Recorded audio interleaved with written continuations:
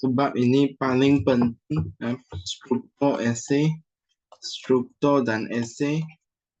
Paling penting yang pertama fungsi majlis raja-raja. So fungsi majlis raja-raja ada 7. Fungsi pertama memilih yang di Pertuan Agong dan timbalan yang di Pertuan Agong. Keyword memilih. Pertama memilih. Fungsi kedua setuju atau tidak setuju tentang undang-undang yang memerlukan persetujuan majlis raja-raja. So keyword dia setuju undang-undang. So ketiga, nasihat tentang pelantikan jawatan tertentu. So keyword ingat pelantikan. Yang keempat, kedudukan istimewa, keyword. So kami perlu ingat keyword dia. Ada 7 fungsi kami perlu ingat 6. 6 paling penting. 7 itu ekstra. Yang kelima kami tahu lembaga pengampunan. Lembaga pengampunan. Ini ialah fungsi majlis raja-raja, bukan fungsi raja. Ini fungsi majlis raja-raja. Untuk fungsi raja dan fungsi yang di Pertuan Agong itu pun sangat penting. Kami akan tengok nanti. Dan keenam, sempadan. Keyword saja, keyword. Sempadan ubah. Yang ketujuh, pindaan perlembagaan. So, kami perlu ingat ketujuh keyword ini untuk struktur dan esei yang paling penting untuk bab 3. Soalan pertama, keyword. Ada 7 fungsi majlis raja-raja. Pertama, memilih yang di Pertuan Agong dan timbalan yang di Pertuan Agong. Kedua, setuju atau tidak setuju tentang undang-undang yang memerlukan persetujuan majlis raja-raja. Ketiga, memberi nasihat tentang pelantikan jawatan tertentu. Keempat, kami tahu memelihara kedudukan istimewa orang Melayu dan Bumi Putera, Sabah dan Sarawak serta kepentingan sah kaum lain. Yang kelima, lembaga pengampunan untuk kes-kes tertentu. Yang keenam, memperkenankan perubahan sempadan dalam negeri. Dan yang ketujuh, memperkenankan pindaan perlembagaan. So, kami perlu ingat ketujuh keyword ini. Okay. Ini yang pertama, struktur dan esei. Paling penting, struktur dan esei. 6 markah untuk esei.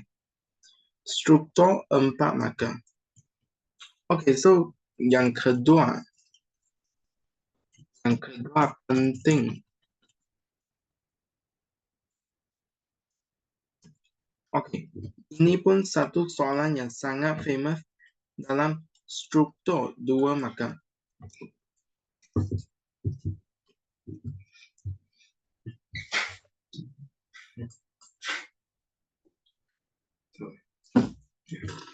So, kami perlu tahu di dalam negara kita ada 3 institusi beraja. Pertama, institusi majlis raja-raja. Tadi kami sudah berbincang. Yang kedua, institusi beraja di negeri-negeri. Kami perlu tahu ada 9 raja di 9 negeri. Dan yang lagi satu institusi yang di Pertuan Agong. So, kami perlu ingat, berapa institusi beraja? Ada 3. Pertama, institusi yang di Pertuan Agong pada peringkat persekutuan. Yang kedua, institusi majlis raja-raja. Yang ketiga, institusi beraja di negeri-negeri. Itu yang paling penting. So, kemudian, kami tengok apa yang penting. Struktur dan esei. Yang penting perkara ketiga yang penting untuk struktur atau esei 8 markah, struktur 4 markah. So, kuasa yang di Pertuan Agong ada 3 kuasa.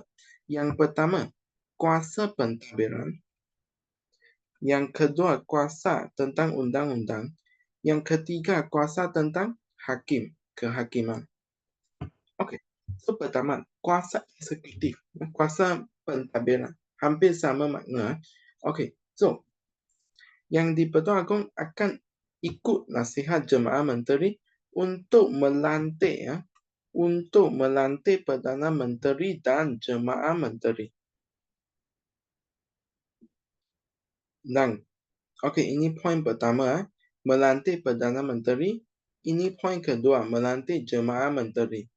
Sekarang poin ketiga, memberi nasihat terhadap pelantikan jawatan penting. Poin keempat, kami bagi contoh peguam negara, ketua audit negara.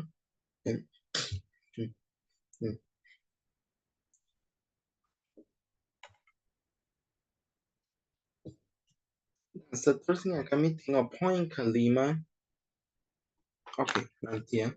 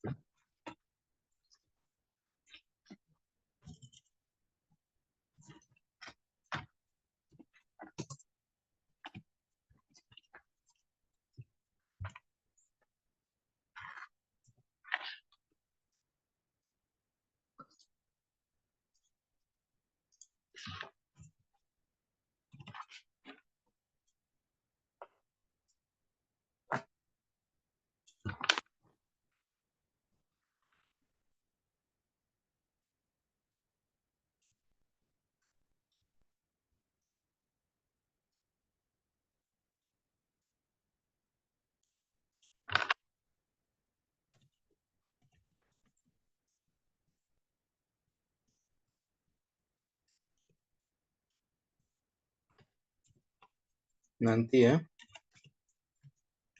Untuk senang lihat.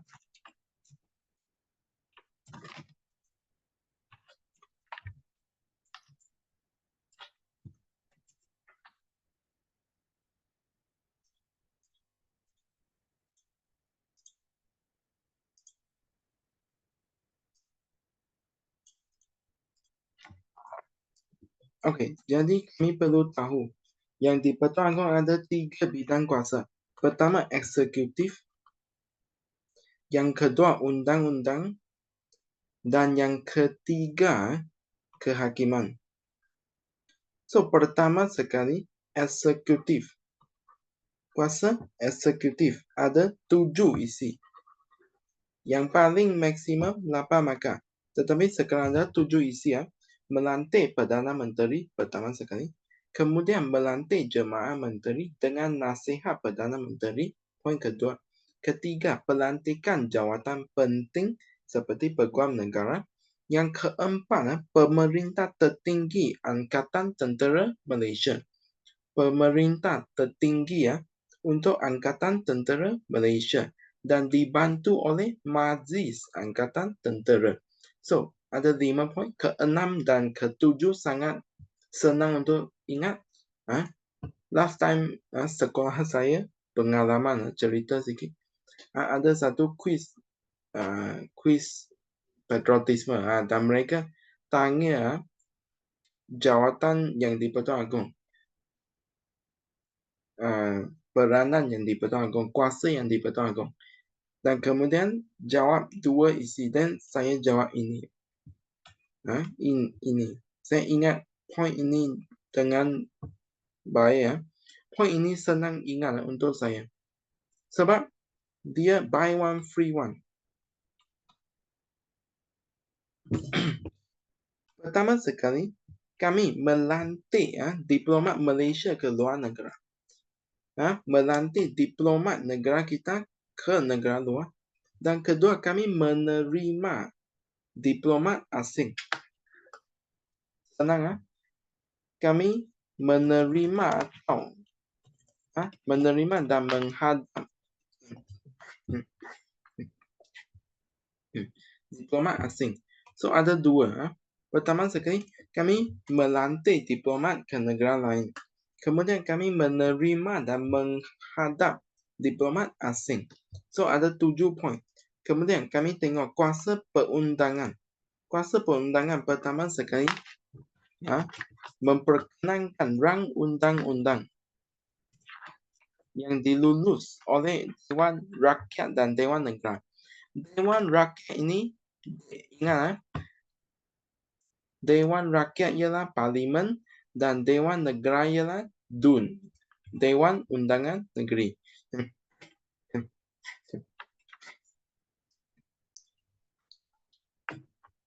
Dan kemudian, poin kedua, memanggil Parlimen bersidang. Poin ketiga, membubarkan Parlimen. Poin keempat, Ketua Agama Islam di beberapa negeri, pertama sekali negeri sendiri, wilayah persekutuan, Melaka, Pulau Pinang, Sarawak dan Sabah. Senang ingat, di negeri sendiri dan negeri yang tidak beraja. So, poin yang kelima, Sultan ialah Ketua Agama Islam. Repeat. Okey, untuk poin kelima, menjaga dan melindungi kedudukan istimewa. Yang keenam, darurat. Okey, so kami perlu ingat pertama sekali melantik Perdana Menteri. Kemudian melantik Jemaah Menteri. Kemudian jawatan penting. Kemudian pemerintah tertinggi untuk Angkatan Tentera Malaysia. Kemudian dibantu oleh Majlis Angkatan Tentera, melantik diplomat negara dan juga menghadap diplomat asing. Ini paling penting, poin yang penting.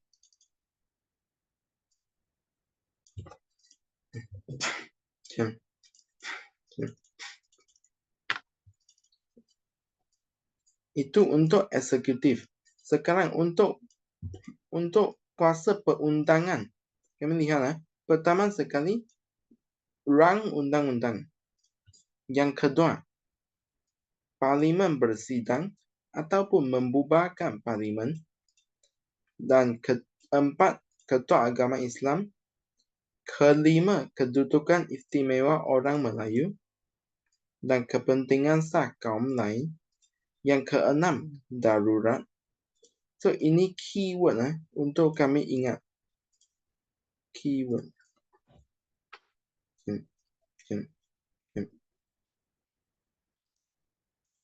Okay.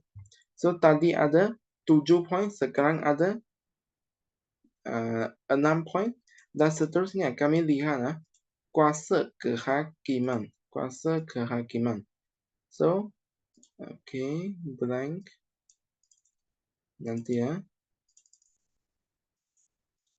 senang lihat.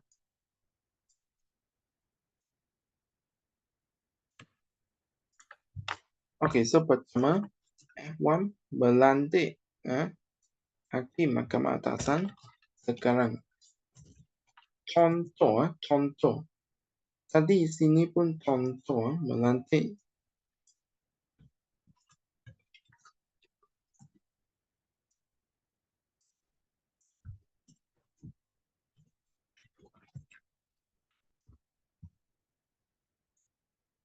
Sorry nanti Okay.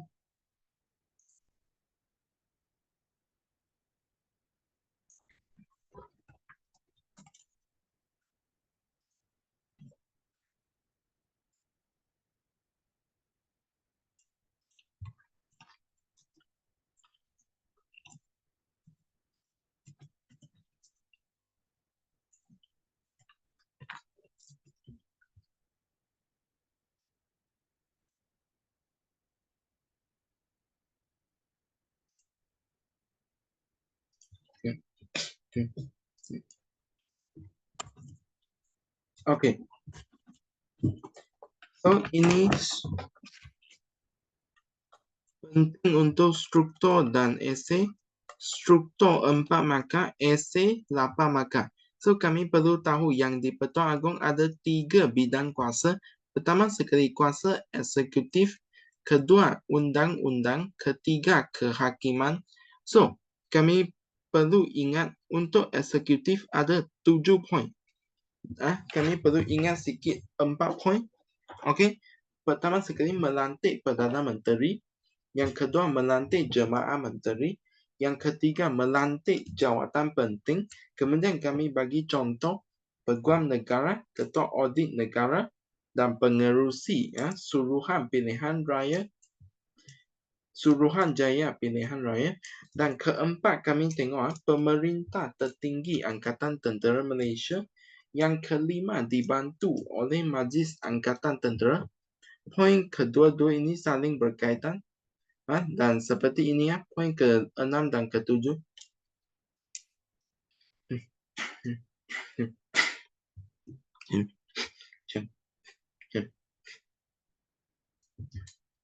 Melantik diplomat ke negara luar dan menerima diplomat asing.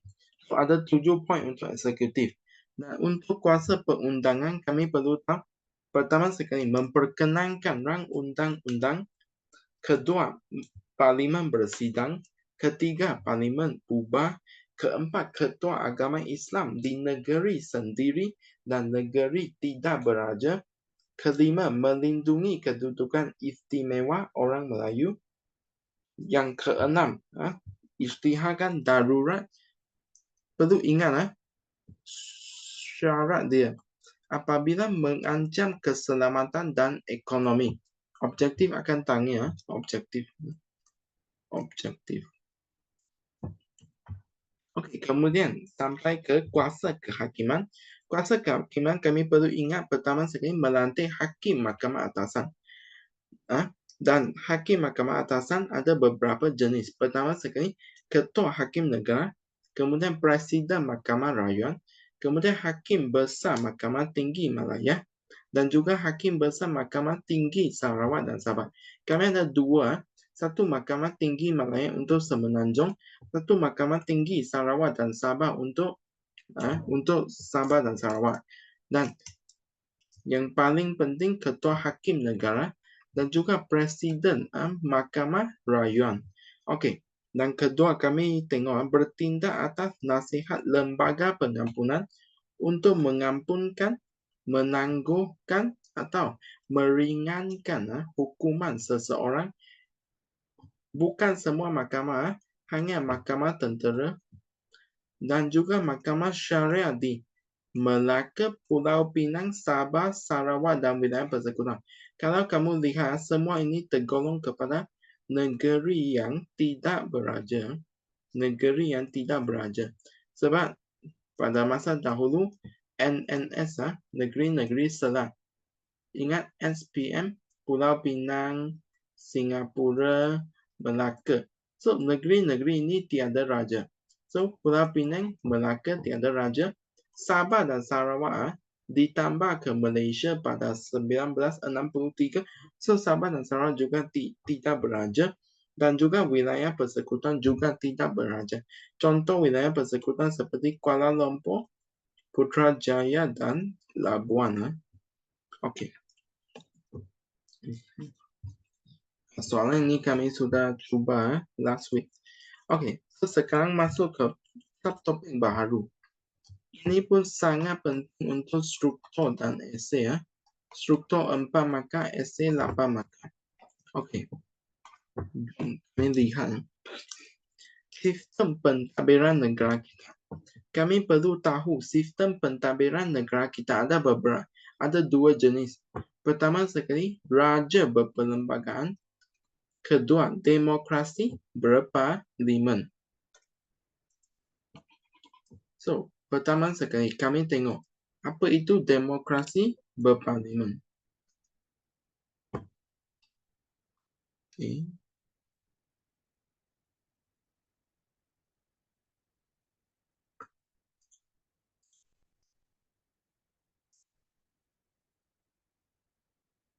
Nanti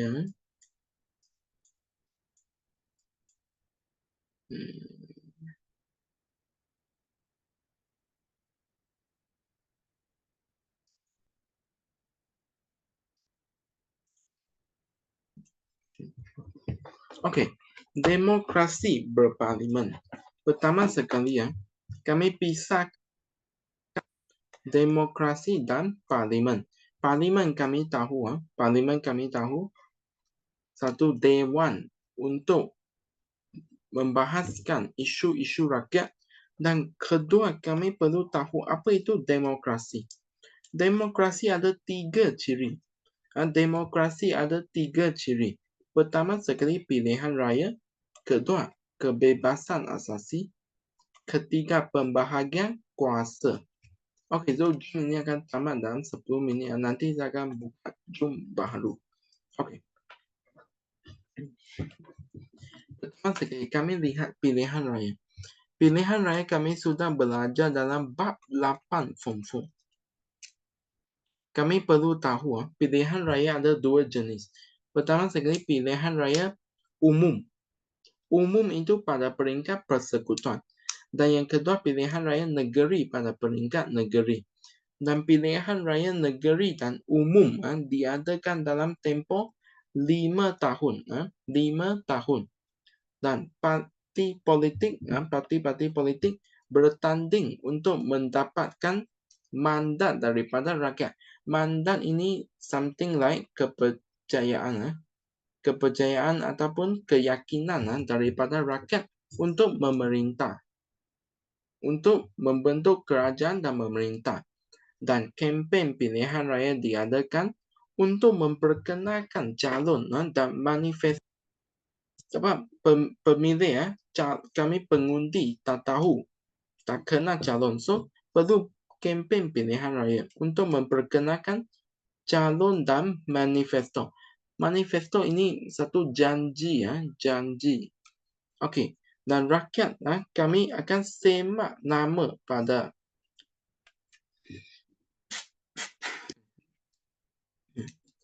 satu laman sesawang sebelum mengundi. Untuk cek nama kami dalam list itu atau tidak. Dalam senarai itu ada tidak. Dan undian ini dilakukan dengan prosedur yang telus dan sistematik. Kalau kamu nanti pergi pilihan raya, kamu akan tahu prosedur dia sangat telus dan sistematik.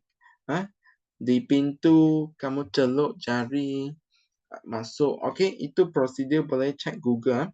Dan undi itu ialah rahsia. Undi itu ialah rahsia. Dan ini buktikan keabsahan kerajaan yang dipilih oleh rakyat. Maksud ini bermaksud macam kewibawaan. Berkuasa, mendapat keyakinan rakyat. So, sebagai rakyat ini sedikit tentang kehebat. Sebagai rakyat kami perlu tahu pilihan raya ini penting untuk bentuk kerajaan. So, kami sebagai warga negara yang berwibawa, kami sebagai warga negara yang layak untuk mengundi, perlu mengundi untuk memilih pemimpin yang berwibawa, untuk mewujudkan pentadbiran yang baik. Okey. Sebab kami akan pilih calon dan calon-calon akan membentuk satu kerajaan untuk memerintah negara. So, ini sedikit peta smart untuk poin-poin tadi. Yang paling penting, ciri-ciri pilihan raya. Pertama sekali, parti politik akan bertanding. Kedua, pilihan raya. Yang ketiga, rakyat perlu menyemak nama di daftar pemilih. Yang keempat, undian itu perlu telus dan sistematik. Kelima, undi ialah rahsia. 5 poin ini mungkin akan tanya dalam struktur 3 markah ataupun 4 markah. Ini tergolong kepada ciri demokrasi. Okey, kami perlu tahu ciri demokrasi ada 3. Pertama sekali pilihan raya. Kedua ialah kebebasan asasi. Kami selalu dengar kebebasan untuk bersuara, berhimpun dan berpersatuan. Kebebasan asasi. Dan yang ketiga, kami tahu yang ketiga, ciri demokrasi ada 3. Yang ketiga ialah pembahagian kuasa.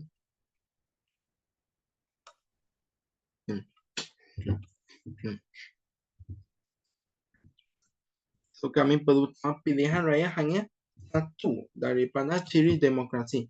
Dan lima poin yang paling penting, parti politik akan bertanding kempen pilihan raya. Kalau kamu baca bab 8, dia akan cakap 45 hari ya. Itu pada masa dahulu, sekarang bukan 45 hari. Dan parti politik bertanding, undi rahsia, undian telus dan sistematik. Rakyat perlu semak nama dalam daftar pemilih dan akan ada kempen pilihan raya. Apa tujuan kempen pilihan raya? Mungkin akan tanya, apa tujuan kempen pilihan raya? Pertama sekali, untuk, saya tulis tujuan. Pertama sekali, untuk memperkenalkan calon.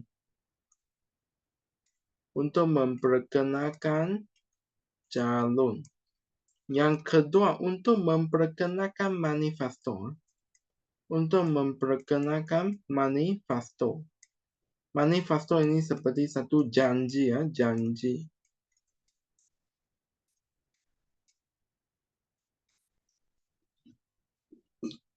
Yang seterusnya kami akan lihat kebebasan asasi. Kebebasan asasi ini ada 4 jenis. Ada 4 jenis. So, kami lihat sedikit introduction. Kebebasan asasi diperuntukkan dalam perlembagaan. So, kami perlu ada kebebasan asasi ini sebab dalam perlembagaan dan tertakluk kepada sekatan yang ditentukan oleh undang-undang yang digubah oleh parlimen. Ada sekatan. Ada sekatan. Soalan ini dalam objektif paling popular sangat, famous. Dia akan tanya, okey, kebebasan asasi. Ada sekatan. Sekatan itu, apakah sekatan itu? Dan dia akan bagi pilihan undang-undang yang digubah parlimen. Kamu perlu pilih jawapan itu. Jangan pilih Suruhanjaya Hak Asasi Manusia Malaysia. Soalan ini paling famous. Apakah sekatan? Apakah sekatan kebebasan asasi? Soalan objektif. Jawapan dia, sebab ada undang-undang yang digubah oleh parlimen. Sebab ada apa? Sebab ada undang-undang yang digubah oleh parlimen. Sebab ada undang-undang yang digubah oleh parlimen. Dan sekatan ini untuk menjamin ketenteraman dan kebebasan bersuara termasuk kebebasan media dikawal oleh Akta Hasutan 1948. Akta Hasutan ini diperkenalkan semasa 13 Mei. Dan juga Akta Mesin Cetak dan Penerbitan. Sekarang kami tengok apa itu Suhakam. Suhakam ialah singkatan untuk Suruhanjaya Hak Asasi Manusia Malaysia. Suhakam ini bukan sekatan, Dia hanya mempromosikan, menyebarkan, menguak-uakan dan melindungi hak asasi semua orang di negara ini. Mereka melindungi hak asasi semua orang di negara ini. Dan kami lihatlah definisi hak asasi. Okey, kita akan end Zoom ini Zoom ini akan tamat. Kamu join guna link baru. Thank you. Okey, bye-bye.